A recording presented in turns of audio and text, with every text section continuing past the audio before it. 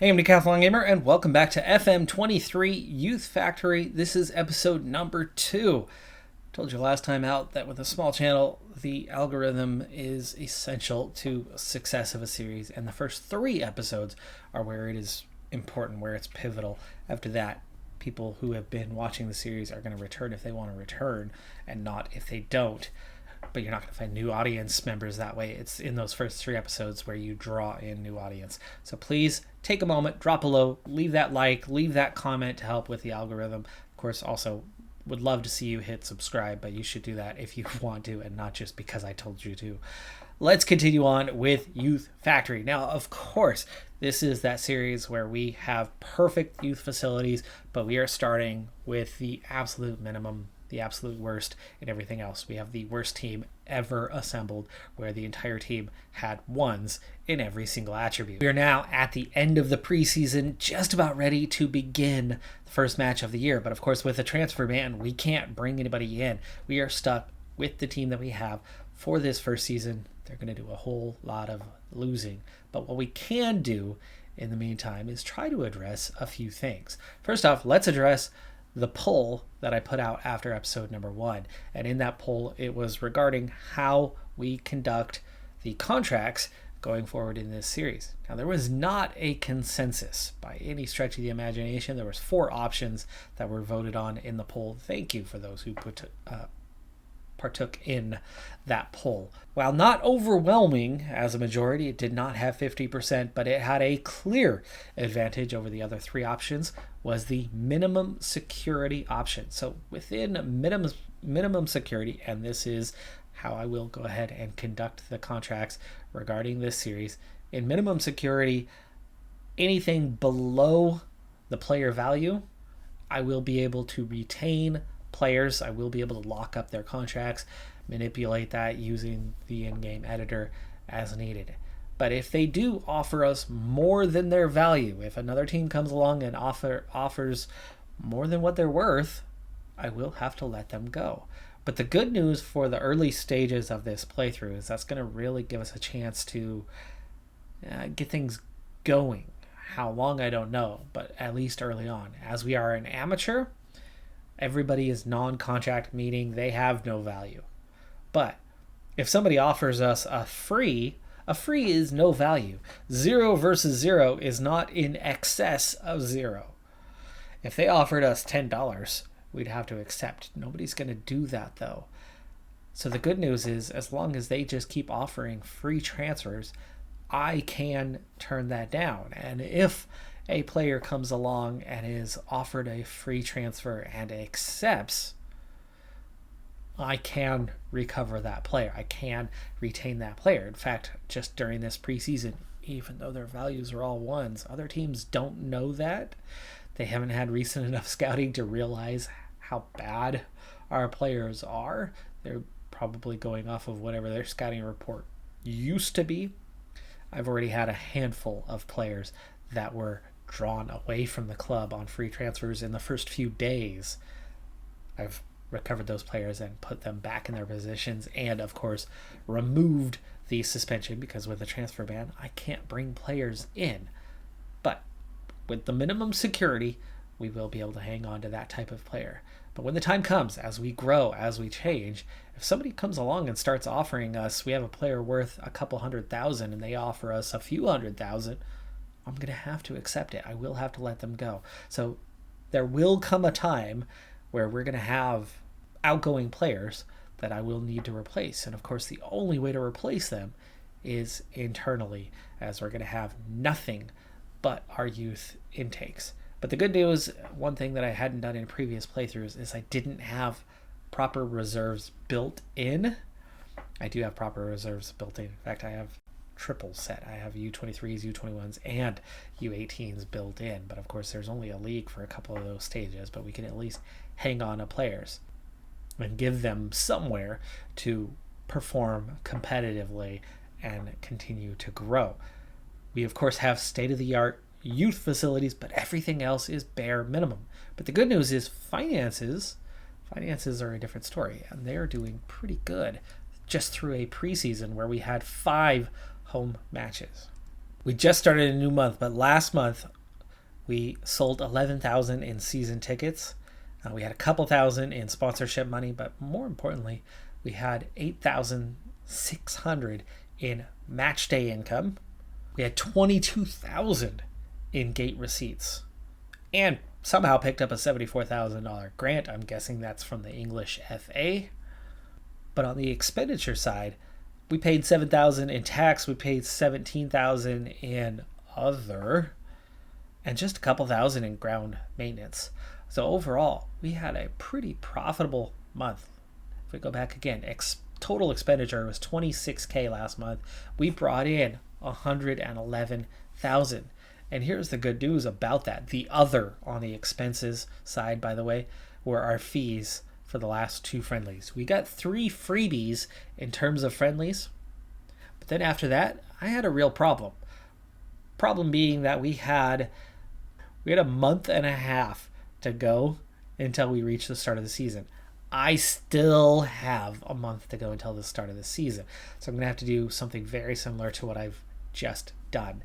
And what I've done is I brought on 2 friendlies, but because we literally have a reputation of 1 out of 10,000, even the weakest reserve teams, we're not coming together. We're not happening. Nobody wants to play us because we have no reputation. So we have to pay them to play us. And what I'm finding from those first couple of friendlies, Godolphin and Illogan, both of them, I was just able to get to a point where the fee to get them to come play against us versus the income was just slightly more than the fee. So the 3 matches made us a really healthy profit. The 2 subsequent matches and our August preseason matches to build some sharpness, some fitness. I'll throw in at least a few more matches for us before we start the season. They're not really very profitable for us. We're bringing in a little bit more than we are spending, than we are outgoing, but not by much. But here's a really interesting fact. The 3 teams that we lost by at least 5 goals till and did not score are all in the Southwest Peninsula League, which is actually 2 divisions above us. Illigan, look down here. There they are. St. Piran League West Division. They play in our division. Preseason friendly. Could mean absolutely nothing, but we actually managed to beat them. But if you look at one key thing, here's something I can maybe assume. They were a team that started with some players, didn't have very many players, and subbed them out. You can see how dominant they were in the first half, and all of a sudden we picked up some momentum. The second half was all us. Come regular season, I don't think we're necessarily going to be competitive. But the good sign is there's at least one team in our league that sucks. They're pretty bad. So maybe, just maybe, our squad can pull off some points on the season. It's not likely. Competitive games are going to be different. They're going to come out gunning. They're going to come out with their best players, and they're going to come out trying to win. And they were very quickly up 3-0 on us before we suddenly just took control of the match. So chances are we're still going to look pretty ugly in the early part of the season. But speaking of season, I'm going to go ahead and make a few more friendlies to keep some match fitness going before we get into the season itself. But I want to get forward. I want to get into that season. But in the short term, we're a team that suddenly has $90K in the bank. It's not a lot of money. It's not a lot of money at all, but our finances are considered okay. And we have $90K. So we're going to do the very first task, which is go to the board. And in going to the board, there's a chance that they might say yes, because I put all of my points for our manager into determination so that we can sway the board when necessary. And it's already being determined to be necessary at this stage. We need training facilities so we can see players get better. So our very first request is to improve training facilities. We'll see if we get anywhere with the board at this point, or if we're going to need a lot more money than this put away. But if our finances are considered okay, at a very minimal cost will go into improving training facilities, we've got a chance. It's been denied, but the fantastic news is their reason is please work with what you have available to you right now. It's not been long since you joined the club. So it's how new we've been here and not something regarding finances or something along those lines. Good news, I think we just need to wait a little bit longer, a month or two, and we might be able to get this done, or a few months we might be able to get this done. Getting the training facilities going, even if it's only a marginal gain, will make a huge difference in player development later on. At 16-1 odds, the media absolutely 100% without a doubt recognize the challenge we are facing. Technically, the season preview doesn't label us as last, but they really do label us as last in a very, very clear and concise manner, and that a couple of teams here cannot be promoted, and I believe that's because their senior parent club is in the tier above and therefore just cannot match that same level. At 13th and 14th, they're just not applicable to even be put in the odds. Truro City Reserves are the favorites. We're going to come back to Truro City here in a moment. We're looking at heavy odds against us. However, funny thing is they got us 50-1 and they've got 6th place all the way at 50-1. But Penryn Athletic is the team we're about to play, who are massive favorites over us in that match. So let's start with a quick look at Penryn Athletic and see just what we're in for. And you can see that actually they don't have the youth facilities, they don't have the training facilities, they're obscure as well. But if we look at the club reputation, it's a 300. We have a 1, and that's why we can't even get a friendly with a team like this. Or if we do get a friendly with a team like this, it costs us $6,000 to get them to say yes, that's okay, they can do that. But fortunately, at 350 fans, that's still enough to turn a profit for us at least a little bit. Like us, they are an amateur side, and they have very little value. There's not much within this club, but they have players that can play comparatively to ours. We'll take a look at just a couple players. John Williams, goalkeeper, his punching is high. His reflexes are between a 12 and a 17. The minimum of his reflexes is a 12. This is somebody who can presumably make a save. Now, of course, there's more than just reflexes. It's not how quick you react. It's the agility. It's the jumping reach. It's the handling. There's so much that goes behind, but at their core, a goalkeeper with good reflexes is going to make some stops, and we don't have anything like that. Elliot Timms is a midfielder, attacking mid, 25 years of age, who we don't know much about him, but he's got a first touch that's at least better than bare minimum. He has good determination. He has some flair. We don't know a lot about him. He's got jumping reach. He's got some strength. And none of my players have anything like that. In fact, if we just take a proper look at what he actually is, and I'm not going to edit anything for this guy, you can see there's a lot of 2s, 3s, 4s, 5s, a 7 for free kick taking. He's not good. He's got a lot of 4s, 6s in the mental attributes. He's got a handful. If you start with aggression and work rate at 9s, he's then got 4 more attributes that are 10 or better. On the physical side, he's got a jumping reach of 12. He's got a stamina of 10. He's not good. His current ability actually is a 1. He is a bare minimum. And that is something we're going to see my team be envious of. Everybody is still at a current ability of 1. No one has grown.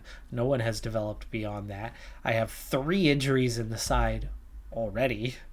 And Musa Berry has trained the best of any of our players so far, and this is what he looks like. 6s. Almost across the board, 6s. Most of the team is going to look exactly like this.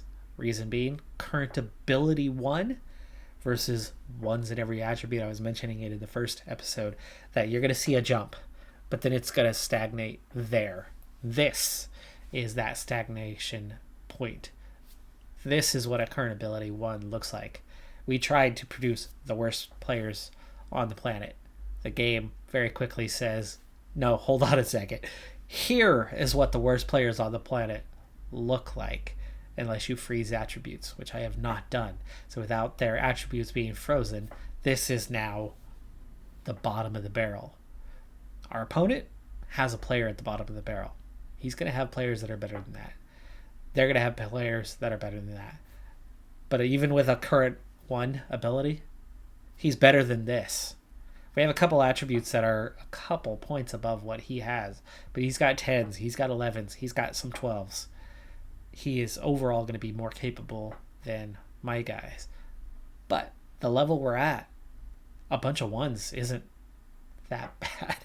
There's others that are pretty bad too. And so it's not going to take much, but can we get some results in this league? Well, let's find out. We have that first opponent, and then we're going to take a look at the challenge ahead of us. We've seen how this team performs when it's 1s across the board, but what happens when it's 6s across the board? It's still a current ability of 1, but as we've already seen, there are opponents, there are players in this league, plenty of them, that are nearly as bad as our players are, but their teams will not be. They will have better players. So how competitive can we be? Well, preseason, team managed to win a little bit. Shocking as that was. We'll see how we do over the course of this season. You know that somebody like Truro Reserves is going to be really dangerous. Oh, dangerous free kick here. Hallam's going to step up and take it. No teammates are really open. He goes far post. We get 3-4 chances at it, and on the 4th chance, we get our first goal and our first lead of the entire season. Ping pong has bit our friend Williams. 2 teammates, 3 teammates. Kamara finally just comes away with a header and puts it in the near post at that point. And we have a lead. We have a goal. We will not go goalless. There's already our first objective complete for this season, is to not get shut out in the goal scoring department. Hallam, long ball, the goal scorer, the center back, and the team hero. But you can see we've won some headers, but we are getting beat really badly for pace. Murphy gets beat badly on that one. Really was in a better position, should have done better. Goes up for the header, misses the header, allows the shot. Keeper, it's straight at him. It's an easy save. And does he save it though? Fullwood? No. He palms it. And it goes two-handed palms it. And it goes off the post and in. And we are right back to level. We've managed 3 shots, but they all came on the same play. Barry, corner kick. Lee's going to get a second chance at it. No, Mitchell steals it away. Starts a counterattack. He's going to switch play to the opposite side. Johnson is going to now carry up the dribble, but he's going to play it into the middle, and we've had enough to recover. But again, fullback beaten.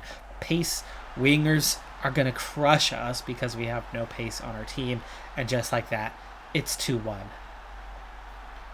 We forced them back. We recovered well. Johnson just makes a simple run, and he's in behind the defense, and then just passes across. Lee makes a desperate lunge. Probably gets away with a potential penalty there.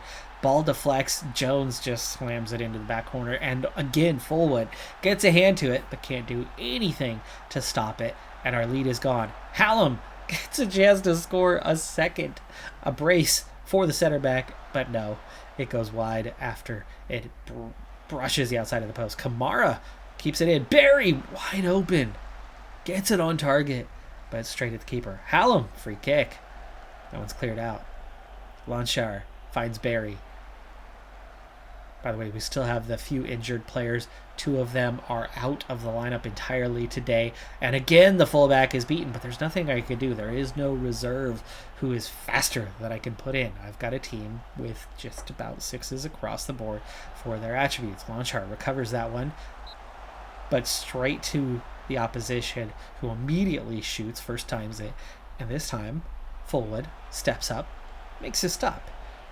A reflex of 6, an agility of 6, just enough reaction time, just enough reach to punch that one away, and we go into halftime, trailing by a goal, but by some miracle, still in this game and actually having more XG than the opposition. Second half underway. Now, no one has good stamina, no one has good strength, no one has good pace, so the entirety of my team, and in particular the positions on the outside that are going to be expected to run more, as Truro Reserves, by the way, are up 4-0 against whoever in the league. to show just how strong they are compared to everybody else. And, you could see despite a sea of purple, one guy in the box can step up and win a header and get it on target. Tamira, corner. Played nearly an hour here. Hallam goes far post, goes too long. Barry gets it back in. Lonchar resets out, long ball in, easy grab for the keeper. End of that highlight. We've had 8 shots though, so as bad as we are, we have some attempts. We have tactical know-how. That's one thing about this game, okay? Higher levels, it's not as much a thing, but at the lower levels, was he offside? Was he on? Flags never raised. Eventually it gets cleared out. The guy had no angle on a secondary attempt after he won the ball and got there first from way beyond everybody else, but he just outpaced us.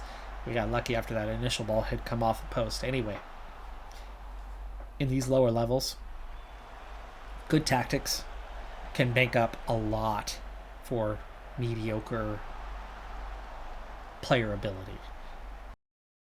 Ones across the board, it's only going to make up for it so much, right? We amazingly win a header there. That's deflected out for a corner. This is a dangerous point for us as we are hurt. Clear that one out. Off the corner flag, stays in, and their guy who's chasing it down gets a foot to it, and that first touch betrays him, goes out of bounds. We get lucky right there. Okay, Lee is having a really bad day. Let's go ahead and bring on Murphy. I have one injured player on the bench. Everybody else is healthy. True reserves give up a goal. Not so dominant now, are they? Demira. Good ball ahead. Good idea, but can't get it there. That's out for a corner. That was onside, apparently. That was apparently onside, and Fullwood ends up making a pretty dang good stop. Free header there, but they can't get it on target. And we only trail by a goal. Harvey finds Demira, finds Barry. Barry's going to get a shot and nearly gets an equalizer. Wow. I'm impressed, actually, with how the team is playing. Harvey's been terrible, though, so let's bring on Hewitson. And we can go attacking. It's not going to do us much good, and it's probably going to not go well for us, but up the tempo. I don't know if playing for... That's how we scored. We'll play for set pieces. Hewitson, he is onside. No flag is raised.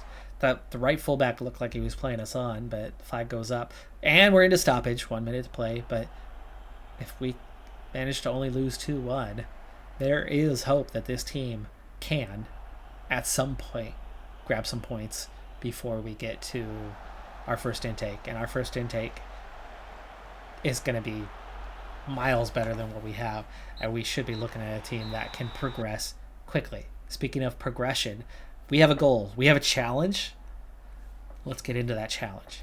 St. Piran West is in the 11th tier of the English football pyramid. Now, technically, it goes down well below that, but it really starts to get unorganized. Organization used to really only exist at some higher levels than this, but they've worked really hard to reshape the organization. In fact, we're about to see in real life a major reorganization that's going to bring this lower end of the pyramid into a sense of uniformity. That's going to make a big difference going forward. And some of that reshaping has already been going on in recent years, such as this. St. Piran has only existed as a league for a few years now, and they were just starting that reshaping when COVID hit, and they lost a couple seasons and things went a little haywire. Fortunately, most of the teams are still hanging in there, and we're starting to get back to some normalcy before we go to this proper reorganization. But anyway, Cornwall is where this team is placed, and I've set up this extra Cornwall objective along the way of becoming the best, not just in the local Cornwall region itself, but in the greater southwestern region of England, where in reality there's only a single top team that comes from this region whatsoever. In Cornwall itself, things are going to fall off really quick. St. Piran, League West, There's a lot of reserves or under 23s teams that play here. If you look at our league, we're looking at 6 reserves and under 23 teams, basically half the league. Piran also has an East division, which is still Cornwall. A lot of the Cornwall teams are in this 11th tier or below in some subsequent divisions below this, especially the 12th tier. That's the majority of the Cornwall teams. Right then, right there. Now, above the St. Piran League West, promotion out of the St. Piran Premier League is going to take you to the Southwest Peninsula League. The Southwest Peninsula League is where we're already really starting to thin out Cornwall representation. Now, the St. Piran 2 divisions that you have combined has 33 clubs, but half of those are reserve clubs as it is. Southwest Peninsula League has 2 divisions itself, and that brings together 37 teams, but you're already starting to get a little bit outside of just Cornwall itself, and here, especially in the East Division, you're starting to get into the neighboring Devon County, but that's still part of the greater Cornwall peninsula area, and certainly the traditional Cornish region of the country. With the inclusion of Somerset and Dorset, the next 2 counties over, the Western League Premier Division, the 9th tier, is where we get the bulk of the best teams in all of Cornwall. 6 of them play in this division. Mousehole, early on already in their league, 10 points from 4 matches. Definitely one of the premier teams out of Cornwall. That's almost it. Almost. 9th tier. 8th tier, not a single team out of Cornwall. 7th tier, no longer are there any teams out of Cornwall, because in real life, a single team has just promoted from the 7th tier to the 6th. And that is this team. Now, in game, of course, as we're starting this out, this would be the last season, the season that is literally just wrapping up across the nation, across the continent.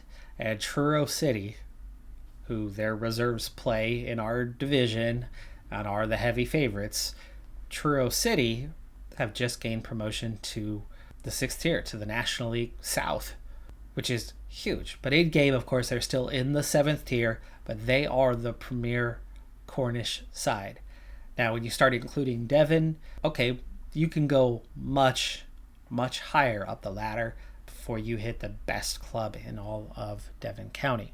Bristol Rovers, Forest Green Rovers both play in League One and come out of Devon County. So our first goal is to get out of Cornwall, become the best in Cornwall. Then we're going to try to grow and become the best in the larger peninsula, including Devon County. And then, of course, we're going to start trying to push and add in what becomes the best in the entire region and Southwest as a whole. When you add in beyond, there's a few more counties that make up the Southwest of England. There's 7 in all. 7 counties in all make up Southwest England.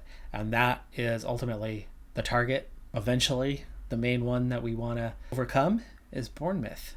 They are the biggest club in all of Southwest England. Early predictions from me: we're going to be really bad this season, but there is no relegation from here. We will be safe. We will remain at this level. Quite as bad as I thought we were, as a number of the other teams around us are not equally bad, but really bad as well. There are a few teams, though, that are quite good. Truro Reserves in particular, they're heading up, and they can be promoted, as Truro City is in-game 7th tier, so they're 4 levels above. So Truro Reserves can definitely go up and have quality. So expect them to win this season and get out of the way and clear a path for us to maybe next season start getting promotions. Finances, even though we have a small stadium right now, while we are amateurs, finances are good. We're going to make some money. And with that money, expect that we can make some progress in building some training facilities. And at some stage, we're going to have to build a larger stadium. Now, I'm not going to suddenly fill out that stadium, though. We have 1,000 fans. We have a 1,000-seat stadium. That can build in time, and as we build reputation, as we climb levels, we'll get larger and larger audiences. But we're not going to magically have 50,000 fans coming to watch us. It is going to be a slow build. And while finances are really good right now as an amateur club, once we become semi-pro, guess what? We have perfect youth facilities. I've already discovered the hard way in this game that where youth facilities aren't costing us anything, or cost us next to nothing right now, and we can turn in a really healthy profit the moment we turn semi-pro, the expense for those youth facilities suddenly explodes to a much higher level. And we may not be making a profit at all once that happens, which is one of those reasons why we really need to get those facilities on the go right now and get a little bit of a head start on that.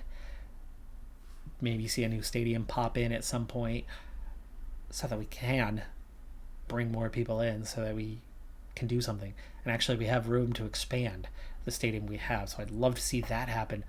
I hope that the club doesn't decide to turn us semi-professional early. I would like to see us wait a few seasons, bank some money, spend it, invest it into the club somehow, because eventually the expenses are going to massively outweigh the positive income that we have right now. But that's enough of introductions. We have a lot of losing ahead of us. However, we're not going to be playing each of those matches as we go through the season. We're going to very quickly progress to our first youth intake, which should be March. It's September now. So we're going to make quick work of the season in the next episode and see if maybe we might even get all the way to March within that one. That's going to do it for this episode, though. If you didn't take time at the beginning of the episode, please take a moment, drop below, click that like button, leave that comment. Let me know what you want to think. Are you enthusiastic about the minimum security option on the contracts? Or are you worried that that was maybe not the best choice for us?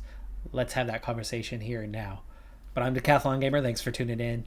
I'll see you next time. Have a good one. Be safe out there. Bye for now.